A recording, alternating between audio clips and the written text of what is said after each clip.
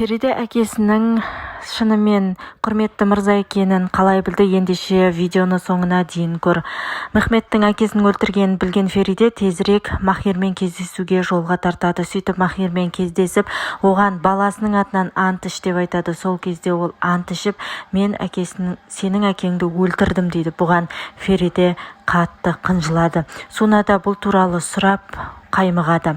Ал Махирдің әкесі больницада жатыр. Жансақтау бөлімінде жатқан әкесінің жанында барлығы қасында айналшықтап жүреді. Ал Фериде болса уайымнан жылап Махирмен тағы да кездескені туралы еске алады. Махирді сот алдына әкелген кезде ол барлығын өзі мойындайды. Содан кейін Фериде Махирмен кездесуге барады. Бірақ Махир онымен Фериде әкесіне кіріп, оның хал жағдайын сұрайды. Әкесі болса Феридеге сол баяу жай көздерімен қарап, оған жағдайының жақсы екендігін сені деп Аллаға шүкір деп айтып жатады. Содан кейін Тұрғыт пен Телеме ханым кездесіп, бұл туралы Махир атқаны рас па деп, неге атты деген сияқты сауалдар қояды. Сол кезде ол оның жаңағы құрметті мырза екенін біліп қойды ма дейді. Ал мұнда болса Назиф Караның балалары және Сейіс бәрі бірге жүреді. Неждет қатты қиналып баласына қарап жатады. Ал Айтен болса өзінің әншілік жолын жалғастыруды ойлап бір кездесулерге барып келіп жүрді. Ал Тұрғыт пен жаңағы Белгин кездесіп, екеуі бір мәселе жөнінде сөйлеседі.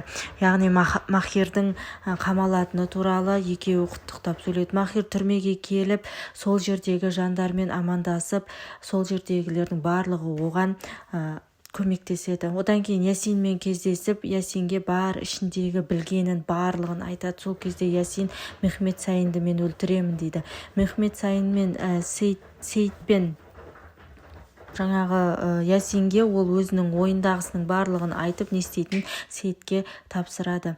Бір кезде кет үйімнен, мен өзім өмір сүремін, әнші боламын деген сөздерін естіп, Неждет те үйінен кетіп қалады. Миы ашыған Фериде бұл баланы туа алмайсың деген анасының сөзін естіп абдырап қалды. Содан кейін Белгинмен жаңағы адвокат мырза кездеседі. Одан кейін баланы алып кетіп қалады. Ал Фериде болса қайтадан Махирге барады. Махир бірақ оны қабылдамайтын айтады. Жолда Ясинді көріп қатты жылайды. Ясинге не айтқысы келсе, соны аузына келгенді айтады. Одан кейін Мехмет Сайын мен Кереме қайтадан кездеседі. Ол ойын айтады. Bir кезде Махирдің соты басталады. Осы соттың нәтижесінде Мехмет Сайын өзінше аспандап, оның шынымен кінәлі екендігін өзін мойындап, сол жерде Махир Қараны 15 жылға соттап жібереді.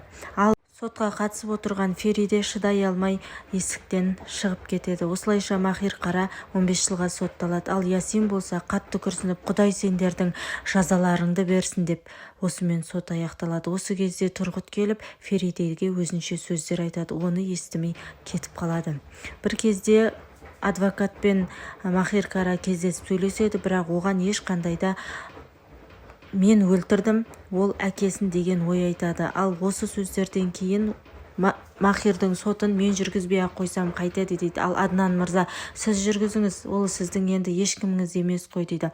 Ал Тұрғыт Кереме ханымға хабарласып, сен маған қызыңның аяғы ауыр екенін айтпадың ғой деген нәрселер айтады, бірақ оған ешқандай да ой түймейді.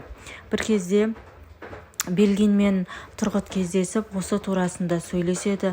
Махир менікі болсын, Фериде баласын алдыртсын дейді.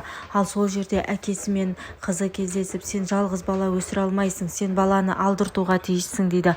Ал ол сол кезде шығып кетіп қалады. Bir кезде Неждет пен Айтен сөйлесіп жатқанда, кім Фериде әкесіне барып, онымен сөйлеседі. Музыка ойнайды. Неждет екеуі кездесіп, Неждет менің бір шартым бар, баланың қайда екенін білмеймін, егер біз үйленсек, баланы алуыңа рұқсат беремін дейді. Одан кейін Махир Қараның соты басталады. Осы сот басталып жүргізіліп жатқанда Неждеттер баланы алуға барса, бала ол жерде жоқ екен. Осы жағдайлардан кейін Фериде не істерін білмей жылап, сықтап өзінің бөлмесіне келгенде Назиф әке оянып, онымен кездесуге келеді. Осы жерде бір оқиға орын алады. Яғни мен сенің әкеңді Махир атқан жоқ, ол жерде мен болдым. Екеуі қатты жанжалдасты.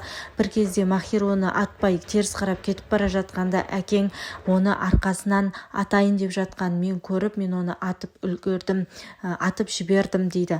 Ал бұның қандай шындығы бар, не үшін сонша қаттыға кетіп екеуі ұрысты дегенде білесің ғой, біз іздеп жүрген жаңағы құрметті мырза, шіркін-ай, бірақ осыны естігенде сен екі құлағым керең боп қалғанда ғой деп ойлайтын ең, бірақ сен олай ойлай алмайсың да есеңгіреп қалатының анық, күш керек деген сияқты сөздер айтады. Сөйтіп Махирдің өлтірмегенін, өзінің өлтіргендігін және құрметті мырза Мехмет Сайын, яғни Фериденің әкесі екендігін айтады.